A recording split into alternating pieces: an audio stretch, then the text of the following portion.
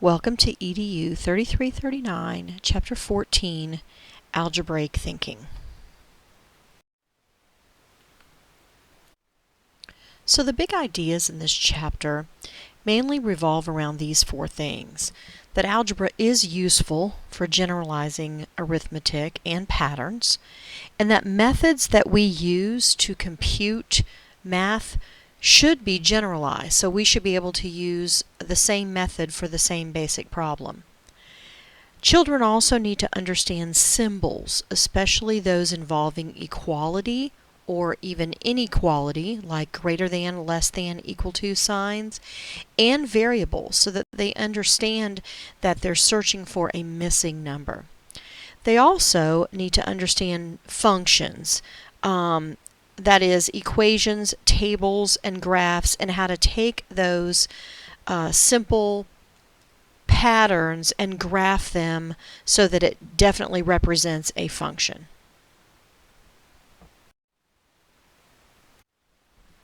The first thing that young children need to understand is that there are connections between numbers and algebra. Look at this example problem. 7 birds have landed in your backyard. Some landed on a tree and some are at your feeder. How many birds might be in the tree and how many at the feeder? If you look at the right, the little sample, this particular child recorded her answers in a table. And you can see that some landed in a tree. That was 2 for the first one. No, it looks like it was 5 for the first one. And then in the feeder, 2. So those two things add up to 7. And then 4 and 3 add up to 7. And 6 and 1 add up to 7.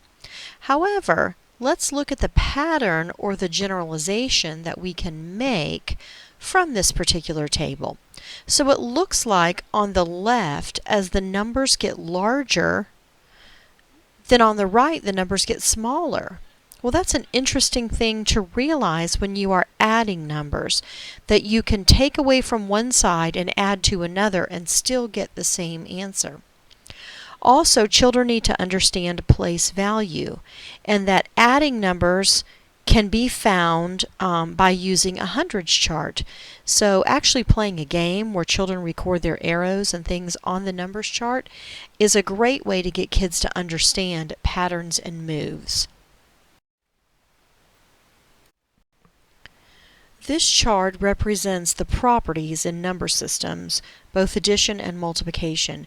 You need to become very familiar with each one of these, so I urge you maybe to print this slide or to come back and view it, take a picture of it, screenshot it, whatever you need to do so that you will learn these particular properties. These are examples of how properties can be used to teach mathematics. Notice that the properties can be generalized. That means they can be used over and over again. The commutative property, 1 plus 6 equals 6 plus 1. And then the distributive property, that 6 can be divided up into 5 and 1. And then 5 times 8 plus 1 times 8 is the same thing as 6 times 8. Having students prove things through the use of properties is a great way for them to show their understanding of algebraic thinking.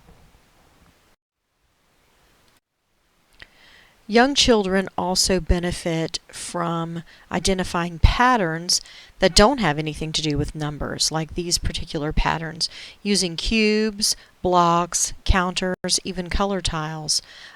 If you can partner with a music teacher in the school, music also has patterns in various songs, and you can actually have the music teacher support your mathematical teaching by showing the students songs that have an A-B or an A-B-C pattern or an A-B-B-A pattern. It's very interesting for them to see the connections between mathematics and music. Seeing patterns also needs to happen with the older students. Just plain patterns like the ones with the color tiles above need to also be represented in charts in number form. So we want the students to be able to identify what is going on in the pattern and to be able to generalize it and extend it. So we're looking for an algebraic relationship. The study of patterns also extends to finding a rule or a generalization. That's basically what that is. So if we were looking at this particular pattern, we would see that in step 1 there are 4 tiles, and so that's represented on our chart. In step 2 there are 7, and in step 3 there are 10. So what's happening to get from 1 to 4, from 2 to 7, from 3 to 10? We know that we could add 3 to get to 4, but can we add 3 in order to get to 7? If the generalization or the rule does not apply to everything, then it is not the correct generalization or rule. Instead, we have to find another way to get to 4. Well, I could multiply by 3 and add 1. Let's see if that works for the second step. 2 times 3 is 6, plus 1 is 7. Yes, it does work. 3 times 3 is 9, plus 1 is 10. It works. So our generalization, or our rule, then is 3x plus 1, or 3 times our step plus 1. So here are the various ways that children will learn to record their patterns and functions. Through input-output tables, which we just talked about on the last slide, but they can be horizontal, they can be vertical, however it works, and also through graphing. So we could graph X, of course, horizontal, and Y vertical, and then the children begin to see patterns.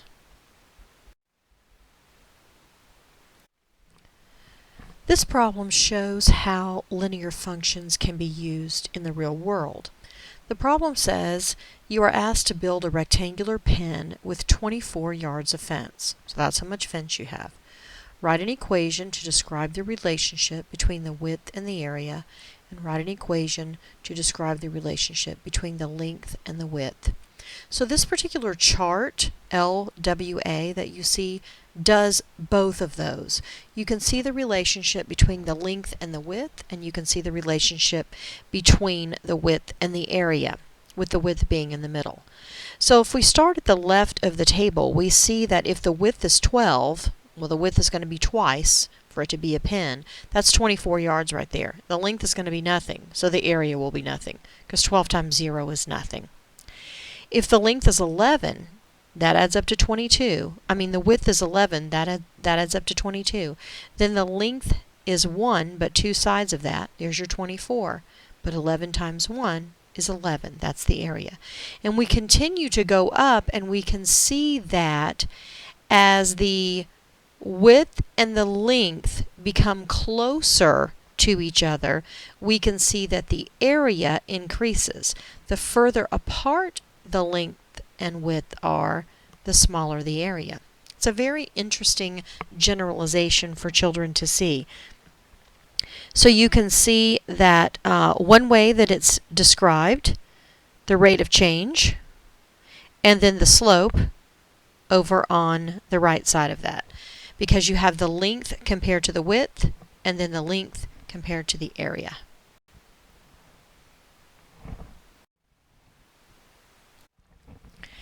It's important that students know the meaning of symbols. So we have greater than, less than, equal to, equal or less than, equal or greater than.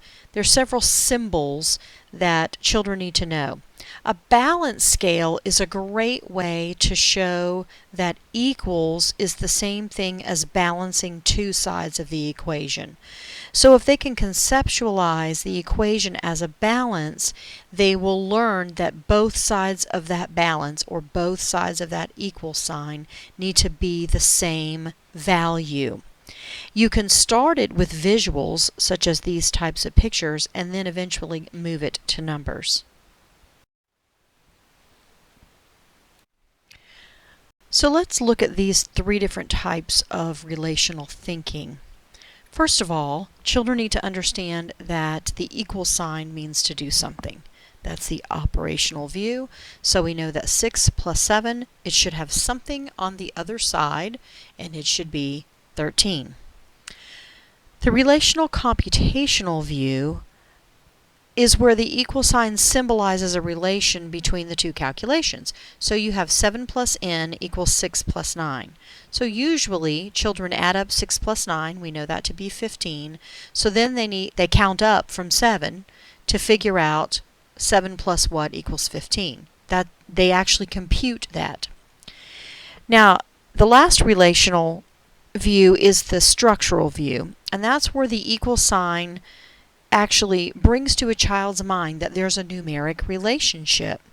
So if we look at the problem again, 7 plus n equals 6 plus 9, they realize that 7 is 1 more than 6 on the left side, so n should be 1 less than 9 to balance that out.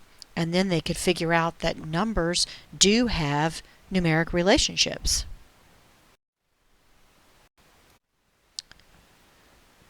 Understanding variables is also very important for students. Now, variables can be represented, they're usually represented with letters, but they can be represented with shapes, symbols, whatever. The students just need to understand that you're looking for an unknown. I really like this problem. I took the time to figure it out because it's like figuring out a puzzle.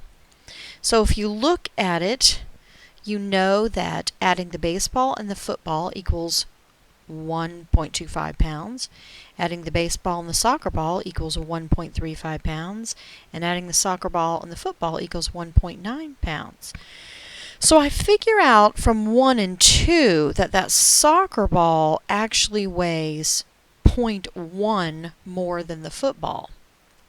So if I go down to number 3 and I put in a football plus 0.1 for the soccer ball, then my actual problem becomes 2 footballs plus 0.1 equals 1.9.